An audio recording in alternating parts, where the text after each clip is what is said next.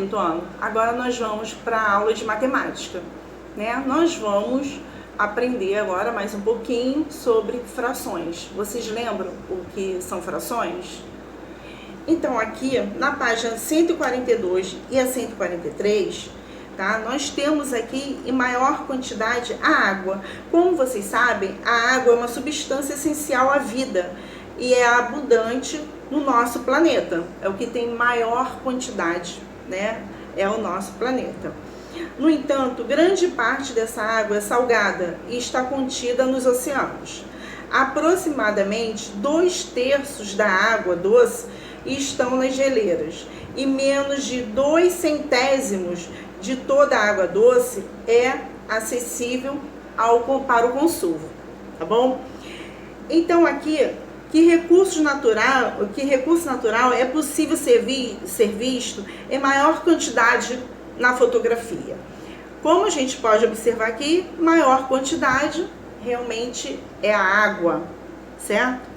Utilizando números, tá? Represente a quantidade de água doce que está nas geleiras e a quantidade acessível para o consumo representada no texto. Então vocês vão representar, tá? Essa quantidade de água doce e o que a gente pode consumir. Em sua opinião, o planeta Terra pode ser reconhecido como planeta Água? Por quê? Por que será? Né? A gente vê que o nosso planeta, o que ele tem mais? Água. Então ele pode ser considerado o planeta Água também. O que vocês acham disso? Tá? Então agora nós vamos para a próxima página, 144, que nós vamos ver como no nosso cotidiano, como nós usamos as frações, tá bom?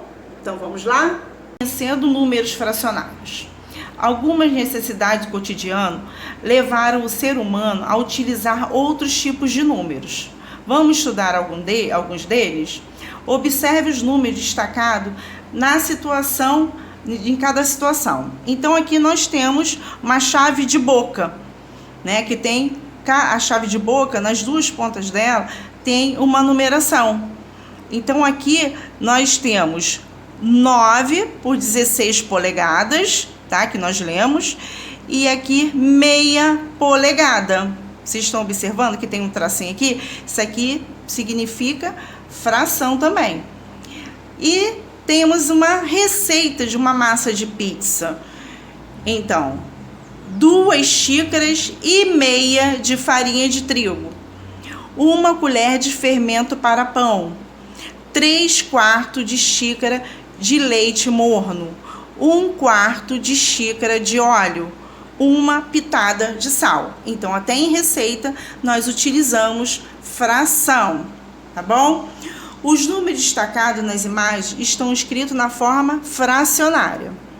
Os números na forma fracionária estão presentes em situações do dia a dia e são utilizados para expressar medidas e quantidades que não podemos indicar com números que conhecemos até o momento. Em algumas chaves, como a representada acima, os números na forma fracionária indicam a medida de suas extremidades em polegadas, tá bom? Então, daqui por diante, denotaremos número na forma fracionária e simplesmente como fração. As frações no Egito. Há milhares de anos no Egito, quando as águas do rio Nilo baixavam após as enchentes anuais, as demarcações que limitavam as propriedades eram levadas pelas águas. Para medir novas demarcações no terreno de cada proprietário, os egípcios utilizavam como unidade de medida corda com nós espaçados em intervalos de mesma distância e verificavam quantas vezes a unidade cabia nos lados do terreno. Porém, na maioria das vezes, o lado do terreno não media uma quantidade inteira de vezes. Então, os egípcios criaram um novo tipo de número, os números fracionários, que chamamos simplesmente de frações.